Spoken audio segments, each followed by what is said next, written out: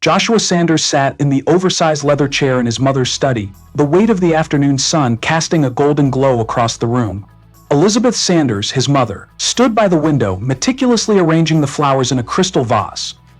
Her silver hair was swept back in a tight bun, her figure always impeccable, even at 67. She was a woman who had ruled his life since the day he was born, and her presence was as overwhelming as the house they lived in. "Joshua," Elizabeth said, her voice firm, "the speech for the meeting tomorrow needs refinement. You're not expressing our vision clearly enough. It's not enough to speak about the project, you need to speak about the future. The future we're shaping, the legacy we'll leave." She turned toward him, her eyes cold with purpose. "Don't disappoint me." Joshua clenched his fists under the table, fighting back the instinct to argue, to assert some small semblance of independence. But he'd been living under her shadow for so long, it was a futile battle. He had learned to nod, to follow her commands, to carry out her wishes as if his own desires didn't matter. "Of course, Mother. I'll revise it," he replied, his voice flat, almost robotic.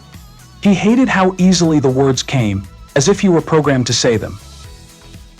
As Elizabeth continued to arrange the flowers, Joshua's thoughts drifted. Despite his age 34, he felt like a boy in his mother's house, a boy who could never quite escape her overwhelming presence.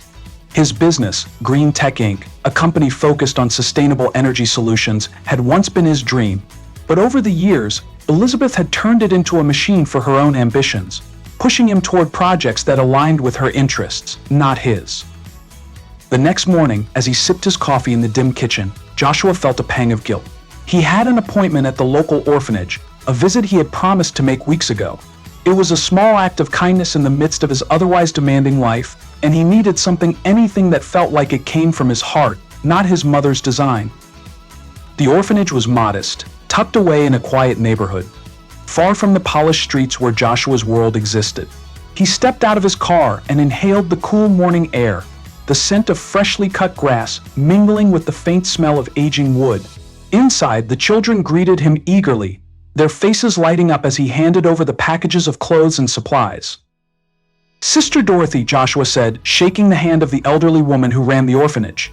"I hope this helps." "It will," Sister Dorothy said, her kind eyes twinkling behind her glasses. "You know, your mother has always been so generous to us, but you are always welcome here.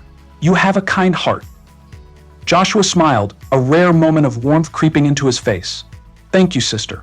It's important to me that I stay involved in places like this."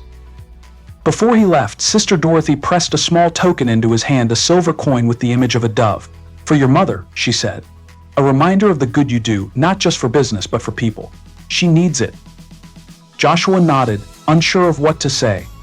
As he walked out of the orphanage, the weight of his mother's expectations hung heavy on him again.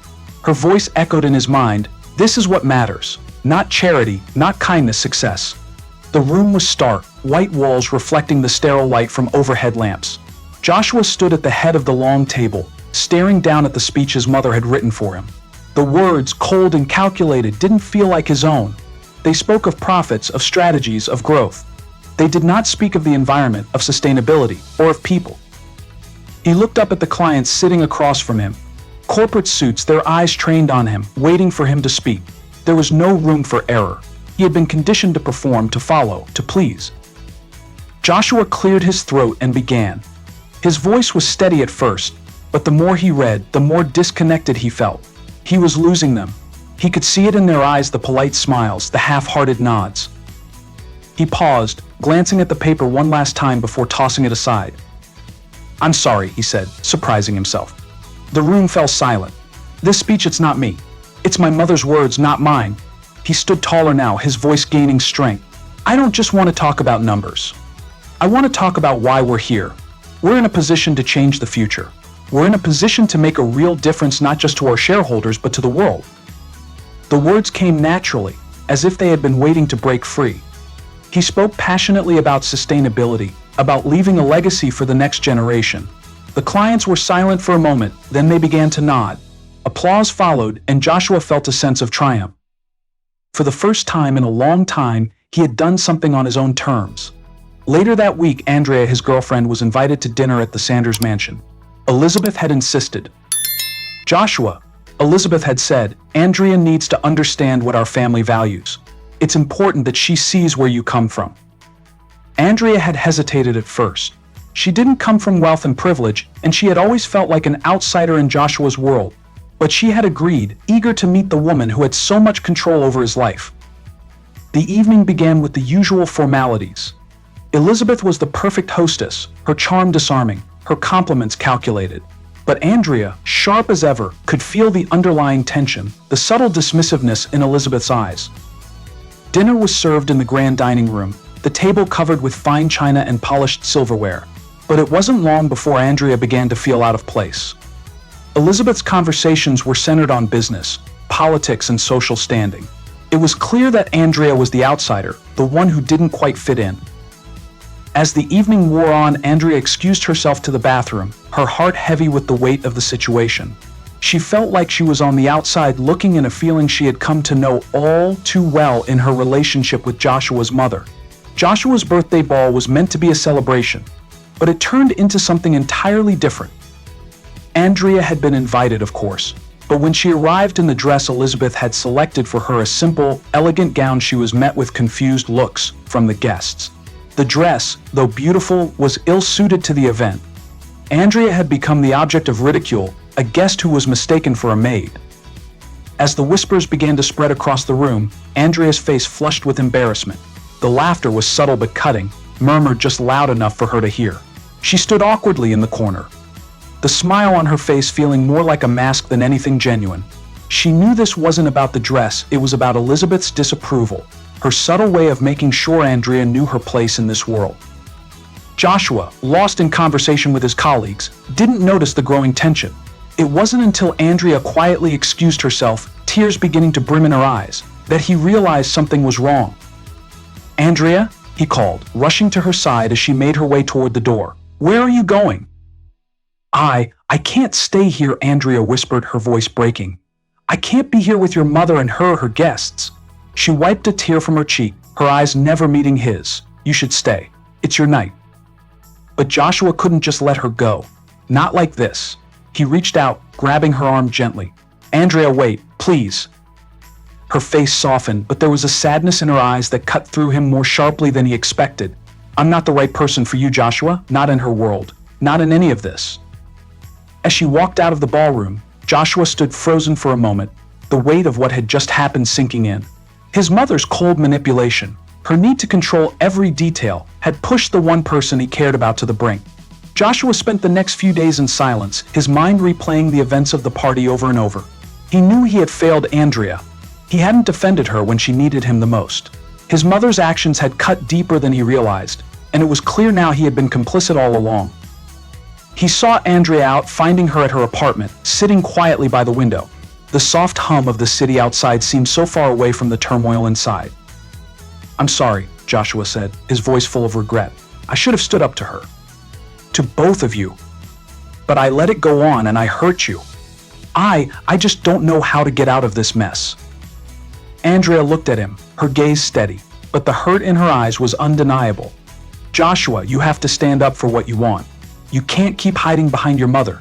You're your own person." For the first time, Joshua felt a flicker of something inside him, something he hadn't felt in years, strength. It wasn't about impressing his mother, about following her every whim. It was about choosing his own path. "I will," he said with determination. "I will choose my own life, and if that means stepping away from her, then that's what I'll do." The decision came quickly. Joshua confronted his mother, who was sitting in the same study where they had so many conversations before, surrounded by documents and plans for the future of green tech. "Mother," he said, his voice steady but filled with resolve, "I'm taking over Green Tech Inc. It's time for me to step out on my own. I'm disowning you and I'm leaving this life behind." Elizabeth's face remained impassive for a moment, but Joshua could see the crack in her facade. "You're making a mistake," she said coldly. "You'll regret this. You'll never be able to make it without me." Joshua met her gaze, no longer afraid of her wrath. "I'll make it. Without you. I don't need to be controlled anymore." He turned and walked out of the room, his heart pounding in his chest, but his mind clear. For the first time in his life, he was free. Months passed, and the changes in Joshua's life were undeniable. He and Andrea moved into a cozy apartment far from the lavish mansion he had grown up in. He had taken full control of Green Tech Inc., steering the company toward innovative, environmentally sustainable projects that aligned with his own vision. But Elizabeth had not disappeared from his life. She still called occasionally, her voice softer now, filled with regret. One day, Andrea suggested something unexpected. Why don't we invite her for dinner? Maybe she wants to make things right. Joshua hesitated. I don't know if I'm ready for that, after everything she's done. But people change, Joshua, Andrea said gently. Maybe it's time to give her a chance. It took several more weeks of careful reflection before Joshua agreed. He invited his mother to their modest apartment for dinner, a simple meal they could share without the grandeur of their old life. Elizabeth arrived, her presence still imposing but quieter, less certain. She looked older, more fragile somehow, and the anger that once radiated from her was no longer there. Joshua, she said softly, after a long pause. I'm sorry, I was wrong. I've spent my life building walls and I've lost you because of it. Joshua looked at her, his heart torn. I know, Mother, but I had to find my own way. Andrea reached out, offering a gentle olive branch. I think we can all start over, if we're willing to try. Elizabeth nodded slowly, tears welling in her eyes. I want that. I want to be a part of your life, Joshua. I want to be a part of my grandchild's life. Joshua looked at Andrea, her eyes full of hope. He nodded, a small but significant smile on his face. It wasn't a perfect resolution, but it was a beginning, an imperfect, but hopeful one. For the first time, Elizabeth understood that love could not be dictated by power or status. It had to come from the heart. As dinner continued, they laughed, the past slowly falling away, and Joshua realized that sometimes the hardest decisions, those that break us, are the ones that ultimately set us free. So if you love the story, be sure to subscribe, hit the bell, and comment below. Your interaction helps us grow.